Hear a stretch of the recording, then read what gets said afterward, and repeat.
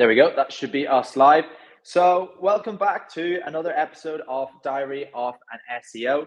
We're joined by the great Kevin Indig today. Kevin is a growth advisor for some of the biggest companies in the world. He was director of SEO at Shopify. If you go through his LinkedIn experiences, it's nearly like reading a book. There's absolutely every company you can see on it. He's been an angel investor. He's been, everything. I don't think he needs any introduction. If you're in SEO, you probably know who Kevin is. And of course, you've got Craig and myself hosting this podcast. So, thank you so much for joining us, Kevin. Hey, it's my pleasure. Thanks for having me. Cool. Craig, do you want to hit it off with the first question? Okay, cool. So my first question is quite a big one, but I think it would be, look, there's so much content out there that you've put out there. There's so much to unpack, and Google has been crazy in the past year. So let's start with an icebreaker. So how do you envision the future of search engines and the future of SEO in light of all the changes that we saw in the past year, and then the stagnation of Google, I guess, too, the lack of innovation? Where do you think SEO will be in few years' time? It is a big question, and I like to break big questions down into a few smaller ones so that they're a bit easier to structure. Right now, I'm observing several tectonic shifts on the web, and I've been exploring them in my newsletter for the last 12 or 24 months. And so, when you ask me about the future of search, I think there are a couple of the different segments of that. One of them is e-commerce, and that has not that much to do with AI, but I'm mentioning it first because it goes a little under the radar. Right now, all eyes, of course, are on AI, mostly rightfully so. And I have a feeling that Google, intentionally or unintentionally, uses that as air cover to make some other bigger changes on their platform. And e-commerce is one of them. They really are changing from a search engine to a marketplace right now. You have all the components of a classic marketplace, like an Amazon would be, like product filters. You can check out almost immediately on Google. So there's a feature called Buy on Google where merchants can connect their results immediately to their own checkout. So you click on a result, whether that's an organic listing or a product listing ad, and you immediately get to a checkout experience. So there isn't much that differentiates Google search for e-commerce from a traditional marketplace. So that's something that they're doing. The other thing, of course, is kind of the open web. And a big part of the open web are publishers who are making money with ads and affiliates. And publishers, especially this year, are really falling apart.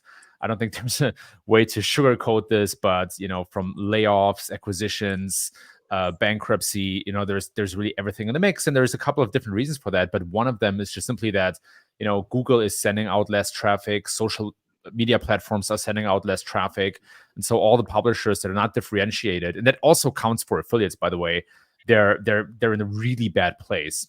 And then the last element of that, of course, is SGE or AI in search, and that's going to be the potential death blow for a big piece of the open web. And I want to be very careful how I choose my words, because I'm not sure if what we're seeing right now in terms of AI search is what's actually going to win. And you see that pattern over and over in history. Whenever there were new technologies, big technologies that came on the scene, the first thing you saw was never what really was adopted by the masses, right? That goes from smartphones, right? Think about BlackBerry versus iPhone, to even the internet, right? The Mosaic browser and the browsers that eventually won look very different. But I'm going to finish quickly because I've been hogging the mic for a while with my theory about SGE and how I see that playing out. So right now, I see Google treating SGE, their search generative experience, for those who don't know, as a reservist, as somebody who, or almost like a soldier who they keep in their back pocket, who trains and gets better over time, but who only really enters the battlefield when there's no other option. And I think that's what Google is doing as well. They're clearly working on SGE, and we can dive deeper into what that evolution looks like. But I don't think that they would launch SGE unless they're forced by some other player to compete heads on in this new AI search world. So I'm going to pause there. There's obviously a lot more to unpack, but those are kind of the three big layers that I see to that answer. Yeah, I know sorry, Josh, there's a ton to unpack there in each of those pillars alone, but I think just because it's SEO for Hire podcast, I think like if we can circle back to, recruitment and this crazy world that we're in right now, okay, what advice do you have for companies who perhaps want an agency or they want to hire in-house? How can they filter out the SEOs who are maybe stuck in the past? Maybe they've got loads of experience under the belt, but that's the past, and this new world is changing overnight. Do you have any advice to filter through the noise and pick an SEO who is keeping up with all the latest updates? They're battle testing different strategies. They're keeping up to date, I guess. Absolutely. So we're in this transition phase where we're adopting a new technology that is AI that is going to disrupt and change lots of ways that we work. And again, as I said before, I don't think it's possible to see the final outcome, the final version of this yet. So what you really want is a test and learn mindset. And so I think the biggest question that you want to ask any SEO recruit is, what have you tested in AI? What are some of your hypotheses and what were some of the results that you're seeing? And I think that's the most powerful question, because it tests whether somebody really goes out and tries things and learns from that. And I think that's really the best you can do right now as a company and as an SEO, is just try, observe, experiment, iterate, see what works, see what doesn't, and kind of ride on top of that wave until that wave has settled. Yeah. And Anyone that looks at your CV, oh, sorry, you can go, Josh. You can go. so on that, Kevin. So I was speaking at an event last night, and again, like the topic comes up about AI taking people's jobs in SEO and kind of the stuff that's been going on for the last year. Whereas I spoke to Eli in San Diego, and I've never met somebody so excited about AI. And it's like just a completely different mindset. But what advice would you? So you gave the advice there that somebody should in AI testing things, but what about that person that's in an actual SEO job for maybe a big agency or a big in-house company where they can't go and test on someone's campaigns? They can't do that. So what kind of advice would you give that to somebody like that? You should have your own side project. I think it's vital anyway as an SEO to have some sort of a project. And don't get me wrong, I'm not saying everybody should have a side hustle and should have a business and should make money.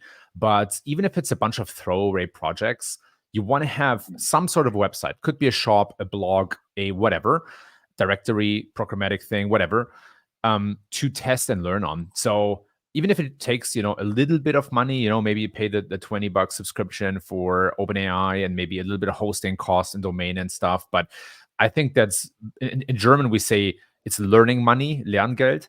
And so you want to, if you want to accelerate your career, you want to shelve out a few bucks every month to be able to learn and test quickly. And the fun thing is that AI has such a low barrier to entry, right? You can literally for I don't know, $5 or $10, set up a website on WordPress or Wix or whatever, and create some AI content and blast it out and see what happens, right? So I think the barrier there is really low, but the benefits are great. I love it. Yeah, that deliberate practice is something that we look for and vet when we're trying to find candidates. If someone can show that they've got an affiliate site on the side, it goes a long way. Even if it's not doing as $10,000 a month, like it doesn't need to be making a truckload of money. It just has to show that they've stepped outside their comfort zone, focused on something, and I don't know, at least just can prove their workings, I guess. And what I was going to say a minute ago, if anyone looks at your CV or looks at your LinkedIn, you could scroll for ages. There's a lot on there. And I think like people will get a lot of influence by just looking at that alone and inspiration. And they might decide that, they want to improve. The sentence garbage in, garbage out. What advice would you have for SEOs who, they want to have better inputs, they want to change everything and become more like Kevin Indig? Like what habits, routines, social influences, like how can they level themselves up? I know that's a really long-winded way of asking that question, but yeah, Lungit got me thinking. Thanks, Craig. I appreciate the kind words. The first thing that I always say is that there was certainly a luck factor in a lot of these things, and anybody who pretends otherwise, I think is lying. So I always want to acknowledge luck, but I also, I really appreciate every day that I'm able to make a living with all the things that I'm doing. So I really enjoy this. It's not work to me. But all that out of the way, I think the most powerful thing that you can do that I'm doing on a routine basis is you open a Google Doc, you write down your goals, and then you write down your hypothesis for how you achieve those goals, and then you test them. So much that I'm doing goes back to defining a clear hypothesis and then testing that hypothesis. I'm going to give you an example.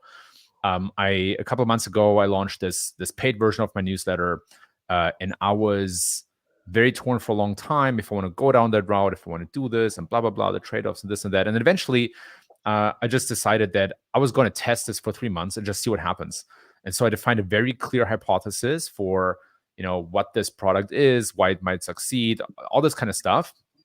And then I went out and did it. And now I have some data points and I learned a bit more. And now I can refine that hypothesis.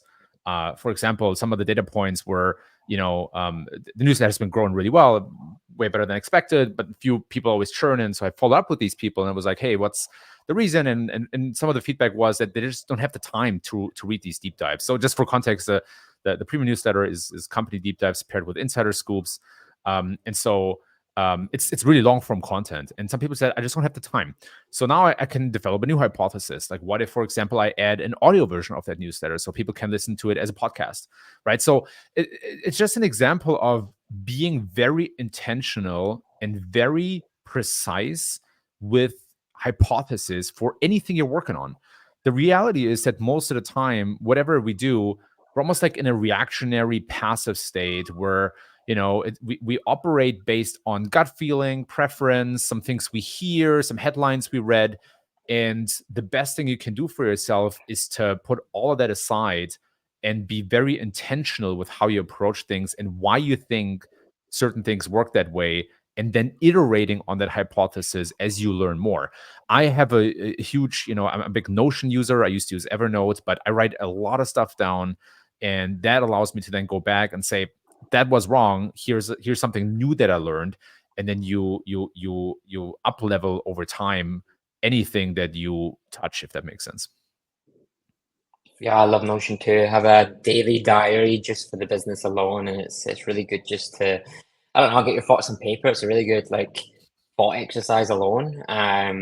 It's kind of, yeah, it's nice also to go back in all those notes too. I think Josh, Totally. you have one too, right? Yeah. Cool. That was awesome. Okay, cool. So I now want to move on to, yeah, okay, you have a company, large company. Do you want to find an SEO that does well in this current world that we're in? Do they use a consultant or do they use an agency? How do you help them, or how should they make that decision? What should they be looking at? How should they be thinking?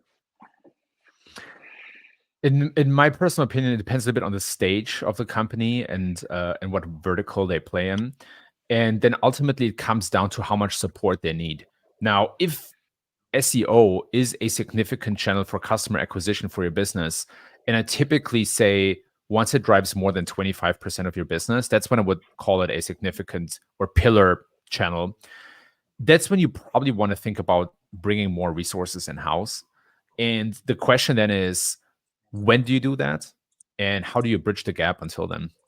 So if you're below that threshold, right, if SEO brings maybe 20, 25% of your business, or maybe even less, I think it's nice to have channel. And I would just pay an agency to kind of keep it running, keep it growing slowly over time. But it's probably not the channel that brings your business through the next S curve. Again, if it's more than 25%, you ultimately want to bring more resources in-house for multiple reasons. One of them is scale effects, but you also just want to bring that expertise in-house. You want to connect them to all the other stakeholders, blah, blah, blah. There's a whole plethora of reasons. So then the question is, when do you bring people in-house and how do you approach that? And I think it makes a lot of sense to bridge that gap with a consultant when you're still relatively small, or when you're already fairly big, then an agency who can fulfill not just the strategy, but also the content, links, and all the other stuff that you need to get there. I typically find that agencies are much stronger when it comes to creating the thing, like the fulfillment side of things. And consultants are typically stronger when it comes to the strategy side of things. So even when a business has already in-housed most of SEO or all of SEO, it still might make sense to engage a consultant from time to time just to get a different pair of eyes or solve a few specific blockers. But at that point, you probably won't hire an agency anymore because you already have these resources in house. So I hope that that kind of provides a picture of how companies evolve through different stages and when a consultant or an agency makes the most sense. No, it Yeah. does, absolutely does. For those companies that you do recommend go with an agency, do you think, I don't know, what agency below, is it, in your experience, have you saw people get better results with large agencies or boutique, smaller agencies? Hard to say. It's a good question. I would say that the more the more specialized you are, the more you benefit from a boutique agency that's really specialized in your area. For example, fintech, I think is a good one, or internationalization. There's some companies who either early on or later on want to expand into other markets, and there it might make sense to work with a boutique agency that's focused mostly on internationalization. But if you're a business in a broader space, especially consumer space, I think a large agency makes a lot of sense where they see a lot of these business, they have a lot of reps in, and the requirements are not super specialized. Cool.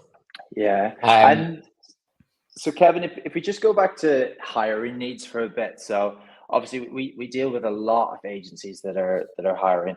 And right now, the common pain point that we keep on coming across is communication. So obviously, somebody having the foundations in SEO and all of that, but what a lot of companies are trying hard to find is somebody that's able to chat to business owners, C-suite execs, and talk in ROI, money, investments, and stuff that business owners actually want to hear. Even if that's across to different department teams. We're just finding it very hard out there to kind of find people that are able to communicate, that are able to go in. And I know somebody like yourself that probably deals with a lot of big companies. I'm sure you've mastered on how to communicate effectively to try and get what you want, basically. So what advice would you give to somebody that's maybe a bit introverted, maybe doesn't have that communication skills, and they want to up level themselves for this? It's a tricky problem, Josh, because I learned mostly through exposure. I had the luck and the benefit that I started my career on the agency side, and then I went in house and I spent a lot of time in Silicon Valley, and they have their own language there, right? They have their own idioms and sayings and stuff, and so I would have never picked that up had I not been exposed to that. And then same with speaking to execs, I have a very strong sense of how they're scanning information. And that comes mostly through exposure. So as an agency or as somebody who works at an agency, you want to figure out how to get some of that exposure and how to adopt the linguistics and the mental frameworks that executives apply to quickly understand a lot of information, because they're bombarded with information, all the time from left and right. So a couple of pointers. One is, if you can shadow someone, or if you have a client with who you have a lot of rapport and trust and a long relationship, you might just be able to ask them about that. Like, hey, how do you scan information? What are you looking for? What do you pay most attention to? What's most important to you? Or you talk to the most senior consultant in your agency, or even the CEO, and talk to them about it. But essentially, it goes back to what I said before. You want to have a hypothesis, you want to test that, and you want to write some of that stuff down instead of just kind of keeping that and storing that problem in your head. And then the other thing is, when it comes to communication, again, there are clear frameworks that executives consciously or unconsciously rely on to dissect a lot of information. And one of the biggest one is just simply, what's the impact? And when we talk about impact, we always talk about the impact on goals. Most of the time, that relates to bottom line, right? So if the very least, you always want to ask yourself, okay, what are that executive's goals? Like, what are they trying to achieve?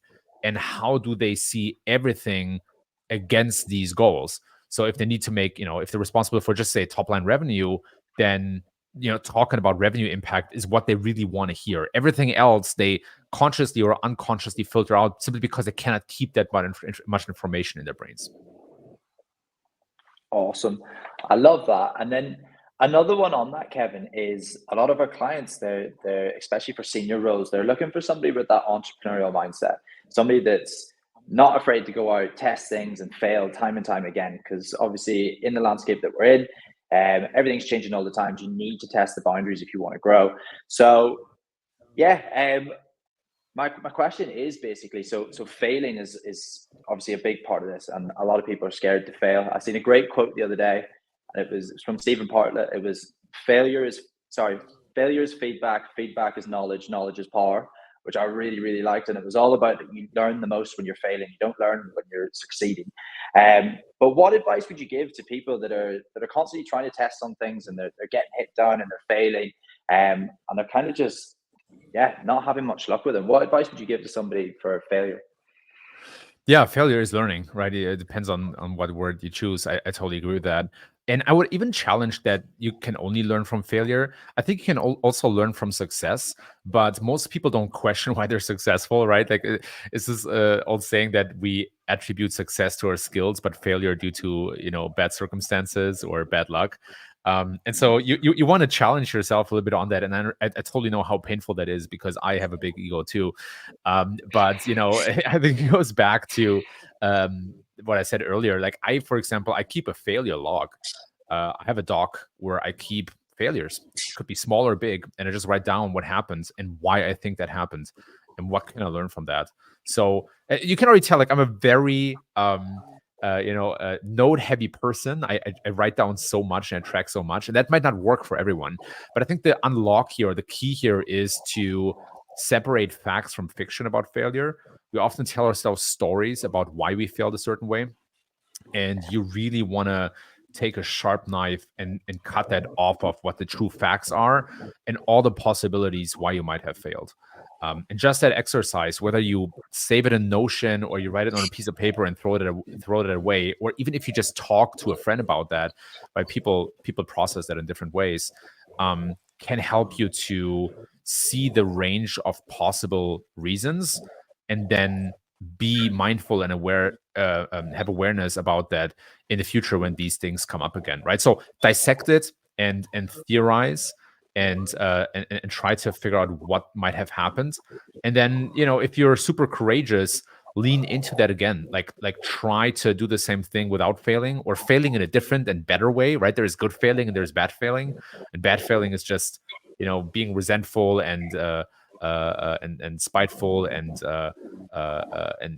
emotional and reactive. And good failing is kind of digesting the failure and then coming back to it and analyzing it and then going out there again.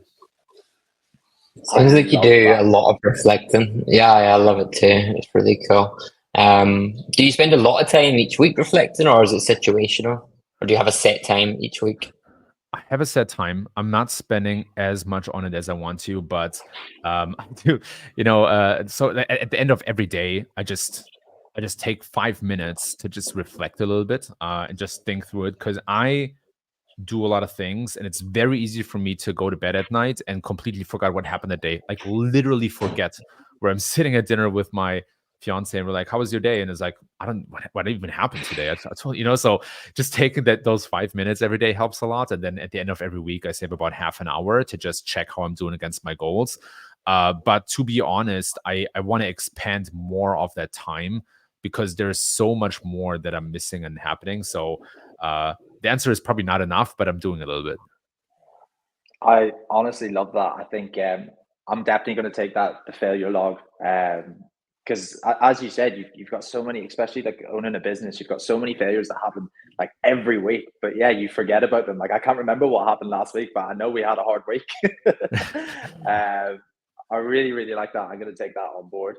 But moving on to networking, Kevin. So I know I see quite a few things of you and Eli have got your own podcast. So you're obviously surrounding yourself with very high level people in your industry. How important is that for career growth? It's very important, and there are different types of networking. Some people approach it very systematically. They hire a VA, they reach out to as many people as possible, they cram a ton of meetings in their week, and that works for them. So no judgment here. I am a little more passive in my networking, but still, still reach out from people at time to time just to connect. But first of all, I benefited a lot from being in the Valley and Silicon Valley. And Silicon Valley is very networking heavy. First of all, you can reach out to literally anyone. I mean, almost anyone. And just most people are open to just meet for coffee and just, chat. And you also run into a lot of people, right? So if you can, being in geographical networking hubs is a big benefit. Can be big city too, right? Like it doesn't have to be Silicon Valley. It can be, I don't know, New York City, Barcelona, we talked about it earlier, Paris, Berlin, whatever, right? Big city, seek the startup hubs or the agency hubs and events and just, go to events and reach out to people or talk to people. The other thing is that when you put yourself out there, over time, you automatically get in touch with some people. Either they reach out to you or they comment on a LinkedIn post or they respond to your newsletter. Every time I send out a growth memo newsletter, which happens once a week, I get it back at least 3 to 5 emails with people who share thoughts or who have feedback or maybe point out something that I got wrong, which happens. And so, one part is going out to these geographical hubs and kind of network or getting in touch with people. And the other part is just putting yourself out there so there is a surface where people can get in touch with you or you can get in touch with other people. And it can be as harmless as a comment on X or on LinkedIn. Awesome. I love that. I love that a lot. Cool. So in terms of, right, so do you go to many events, Kevin? What way do you structure networking for events? Yeah. So this year, I actually have a bunch of events lined up. Talking, I think about 5 or 6 different events this year across the globe, and most of these are all speaking engagements. So I typically try to pair it with speaking engagements, and then I talk to people. It's been a long time, to be completely honest with you, that I've gone to a conference without speaking. And sometimes, the fun thing is whenever I'm speaking, shortly before, I wish I was just an attendee. I wish I would speak because I'm nervous. But then, afterwards, I'm always very happy that I did it. So there's a that element of it as well. But I mostly choose them to also have a speaking gig, simply because I now have a kid, some more responsibilities. Time is a little tighter, and so I need to be more intentional with my time. The benefit is that you typically get in touch with the speakers, which is another networking opportunity or just an opportunity to build relationships with people. But if you're an attendee, which I have done earlier in my career, right, I think it's so easy to get in touch with people. And I'm saying that as an introvert whose energy is completely drained after a conference. Like I literally run away to go to the gym or do something else and have to take some time for myself because it literally drains me to be around a lot of people. No offense. But the bar is usually a great place to meet people, especially in SEO. I'm the same. I'm a complete introvert too, and there's times where I love people, but there's times, and majority of the time, I prefer just being in my own little bubble, and that's one of the reasons why I came to South Africa, because it's beautiful here, but it is very quiet, and unless there's a scene I don't know about yet, there's no SEO scene. So what you were saying about being in a good geographical location, like moving somewhere like here, you're such a disadvantage to. Well, just grow or meet people or even meet clients. So you got to weigh it up. But Silicon Valley is expensive, right? So there's a good startup cost there too. Oh yeah, totally. There is an investment to be made. I think generally, when you're like fresh out of college or fresh out of high school and you're looking to enter the work world, you want to aim for a larger city for all these reasons, for other reasons as well, right? Lifestyle and having fun and all that kind of stuff. Now I'm living in a very small town in the middle of Michigan, but I'm flying a lot more because I'm further along in my career and I can afford to do that. So, if you're young and don't have a lot of money, you just move to where the networking is. And if you're a bit, if you're not that young anymore, you don't want to be in a big city, then you need to shell out the money to fly. Yeah, awesome. Okay, I want to circle back to the first hire that companies make because I think it's a tricky one. Now, let's pretend they haven't come to someone like you and taken on an SEO consultant, but they're trying to make their first SEO hire. They're making more than 25% of their 25% of their incomes from SEO. They're thinking of building a team. They weren't really happy with an agency, so they want to build their own team. who should their first hire be? Now, we spoke about people wanting entrepreneurial SEOs, SEOs that can, talk about the bottom line and the financials, etc. Yeah, can you help us understand, like, what should that SEO look like? And then I just want to touch on this real quick too. Just because an SEO has worked at a big agency doesn't necessarily mean they'll be good in-house. So you got to consider that too, right? And I guess the reason I keep talking is I just want to, present a really good picture and help you dissect that. Sure. I was mostly lucky hiring SEOs from agencies to in-house. One example is Ross, who I hired as director of SEO at G2. He came from an agency and he just crushed it. Like amazing hire. Still there to this day, does a fantastic job. And so I got mostly lucky. I think it depends more on the screening process than where people come from.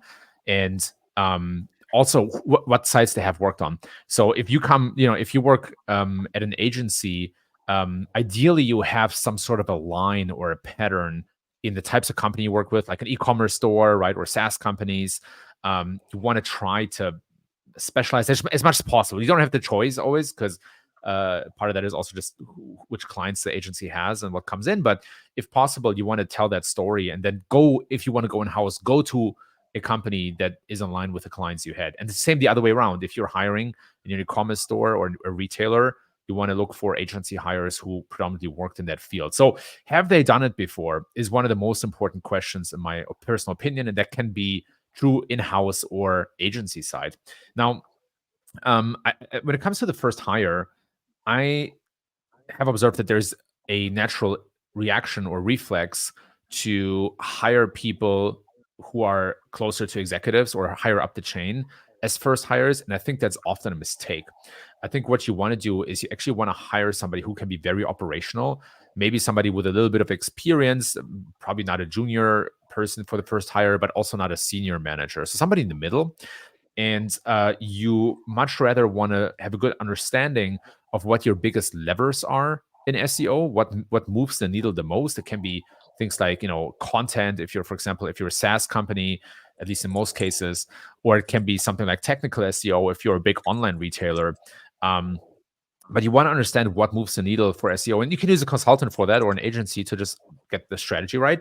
And then you hire somebody who can execute against that. And if that goes well, then you slowly build up the team and eventually hire a manager, or maybe that person steps up as a manager. But I would hire more bottoms up than top down as a first hire. I see a lot of companies, they hire an executive who then manages a bunch of agencies, and it doesn't always work out that well, Yeah. I guess you're saying don't hire a senior manager just because they've been used to pulling a ton of levers before and they just don't have those levers now. Is that correct?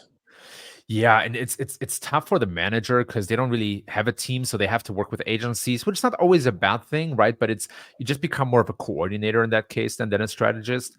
And on the other side, if SEO doesn't turn out to be the channel that you thought it was as a company, now you made a bigger investment to hire somebody who's more senior. So I think you want to hire somebody with typically as a first hire, somebody with a few years of experience, not a junior expert anymore, but also not a senior expert with, say, like 5-7 years of experience, something in the middle, and somebody who can execute really well and be deeper in the trenches than, like a director.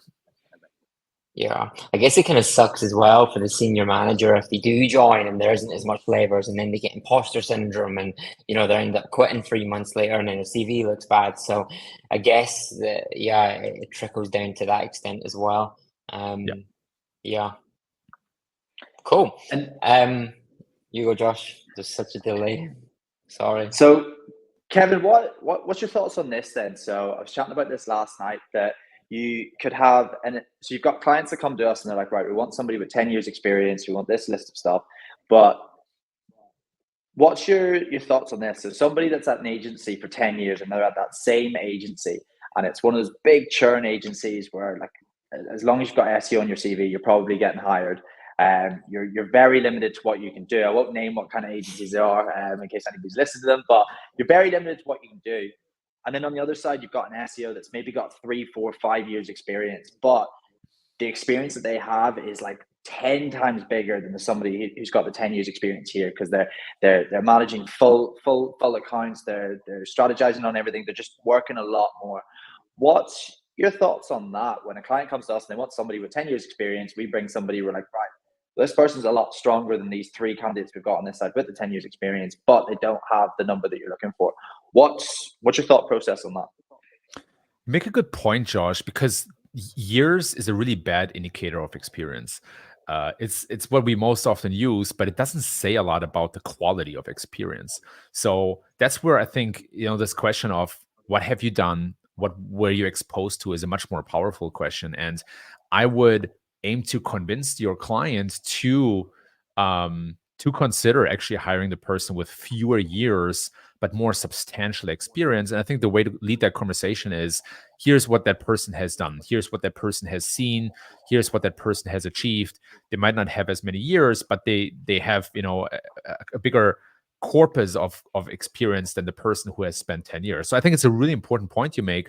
And I think that is an easy conversation to have based on stripping away the vanity behind just the years and focusing on the substance, which is what these people have achieved and seen. Awesome. And while we're on the subject of hiring, so you mentioned your best hire was at the company G2, who's still there. What kind of traits did that person have that stood out to you, and how did you know that they were going to be a success? I think I've hired many great people, and also I've also made some bad hires. I'm going to be very honest about that. I also met some poor hires, and then painfully had to take that lesson. A couple of qualities. I think the way that they approach problems certainly says a lot about the person. And you want that intellectual humbleness in people, right? Where they're like, yeah, this was success, but you don't want them to downplay that, but you basically want them to acknowledge all the pieces coming together, like the help from other people, maybe the inspiration that they found. So you want people to be intellectually honest, and you want them to be humble. It always goes really bad when people brag a lot, but then you dig a bit deeper and you realize, they maybe played a smaller role in the success than they make it seem out to be. So, I think that is always a red flag. People being way too confident goes in that same bucket, but I wanted to call it out because it hits it a little better on the head. You also want people who have viewpoints on things and are willing to change them. You, especially in SEO, I think it's so important that a lot of these viewpoints are based on things that they tried and their experiences, rather than something they learned in a SEO guide from Google, right? So you want people who have graduated from that stage where they just take everything that Google gives out as kind of the word of God. And no offense here. Look, I'm not trying to smear on Google. The reality is just that kind of operational experience matters so much more than interpreting certain guides or so that are not really meant for SEO. So anyway, not getting too deep here, but so that intellectual humbleness, honesty, curiosity is a really big one. So you can tell in an interview very quickly if people don't ask a single question. Red flag, right? But if they're like, hey, how does that business model work? What have you tried? Like, if they're really curious, massive green flag. That's really what helps them over the hump. And then lastly, I think communication is so critical, and I'm looking mostly for clarity and kind of preciseness. Part of that is simply because I personally care a lot about that, but the other part is, in order to become successful over time, you need to be a very clear communicator. So not things like very broad questions, typically not the best thing. Lots of rambling and not really a question in there. Getting lost in thoughts or stream of consciousness, right? You want people who are sharp, who are there, who are present, who have very clear questions and thoughts, and are not afraid to share them or look bad. I love it. It's great advice. So I've got one last question. I don't know if Craig's got another question after, but we touched on failures and the importance of failing, and you talked about your failure log, which honestly I love that. I'm gonna start incorporating that. What's one of the biggest failures you've had in your career that's given you the most growth? Yeah.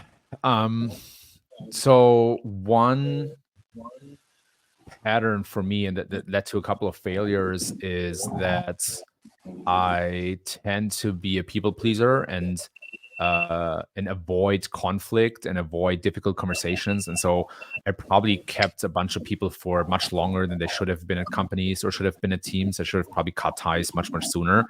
For both sides benefit, not just for the company but also for the person who then still wonders, oh, maybe there is a chance for me here, or like, in many cases it's better to rip the band-aid off quickly and give the person a chance to find something else where they can succeed. So I would say some of the biggest failures go back to me not letting people go faster.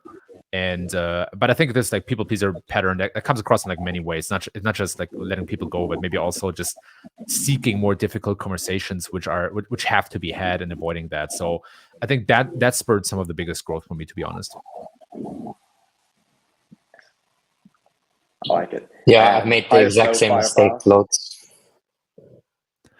It's a tough one, man. It's a tough one. Everybody has their shadow sides and their weaknesses, and on the other hand, their strengths as well, right? Nobody is without flaw, and so the faster you recognize that and you come to terms with it, the better you can react. But it's a really painful one, man. It's a really painful one. So lots of learning there, lots of mistakes and failure for me, and that never stops. Awesome. Craig, have you got another question to finish off? I do, but it's not really relevant to the conversation. I just really want your opinion on it. So if a company came to you, you started advising them, and they asked you, should we use an AI content provider or hire human writers? What would you say? What would your advice be? How would you approach that? I actually have a couple companies that do that right now. And my advice is, let's test it and learn. Let's test it by minimizing the risks as much as possible, but also being aware and taking those risks consciously. So my first value add there is often just show what all the different risks are and what good AI content can look like. And then, if the clients are still keen on doing it, then let's move forward and let's learn and look at the right numbers to tell us whether we're on the right track or not.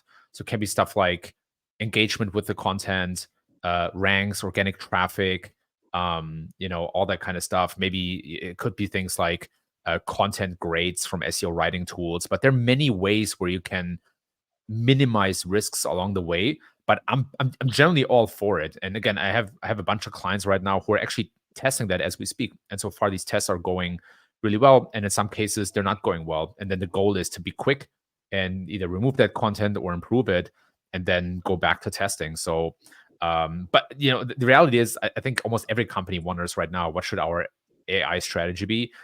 Many companies wonder what should our AI SEO strategy should be. And it's not, I think it's a really hard topic to avoid. Some people choose a stance that's a bit more rigid, where they say all AI content is bad.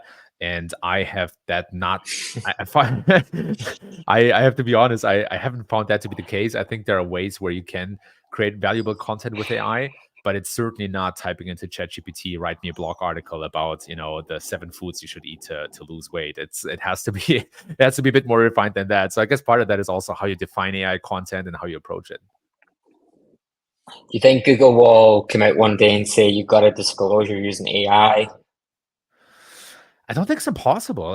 Meta has just started to label AI content, and it was a big surprise to me, because up until recently, all the big LLM developers and AI developers have given up on watermarking and other ways to detect AI content because it's so difficult. And it seems that Meta is attempting that again, and they're partnering with other companies who are also attempting that. And so I don't think that conversation is over.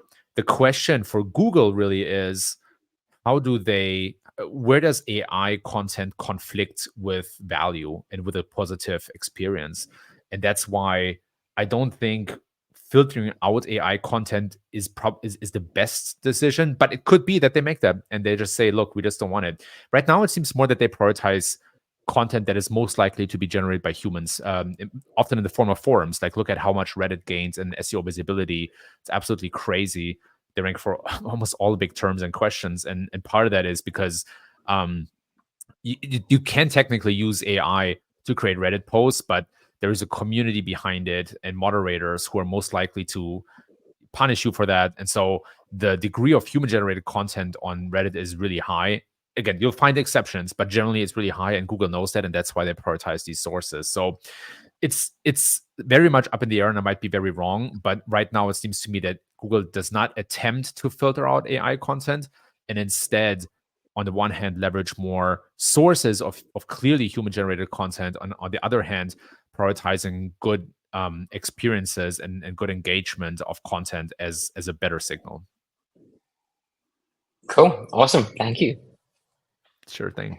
My last thing I'd love to touch on, that poster behind you, is that left brain, right brain? Yeah, exactly. It's hiding. It used to be a bit more prominent here, but it's hiding down there. And I think it goes back to the importance of the analytical part and the creativity. I think I over-index a little bit more on the analytical part, but whenever I try to be creative, I have I have a really good experience, and so this is a reminder for me to acknowledge that there is both sides. I love that. Yeah. Have you read the book, The Happiness Hypothesis by Jonathan Haidt? I think he's German, actually. He is German. I have not yet read it, but it sounds like something I should have on my list. Yeah, it's a great book. I remember reading it when I was living in Australia when I was 18, moved to the other side of the world by myself. I remember just going through a load of books, and that was one of them. And it really made sense to me about what you kind of said, analytical, creativity side. But cool. All right, Kevin, thank you so much for coming on. I think that was a very, very valuable podcast. So for those people that have stuck around to the end, where can people find you, Kevin? Yeah, thanks again for having me on. Really love the conversation, the questions. Super energizing for me. If you're curious, you can go to www.kevin-indig.com or www.growth-memo.com. That's my newsletter, and then I'm on all the big social platforms. So yeah, just reach out and say hi. Cool. We'll put your links in the show notes as well, if anybody wants to get a hold of you that way. Thanks, Kevin. Appreciate it. Bye, Kevin. Thank you.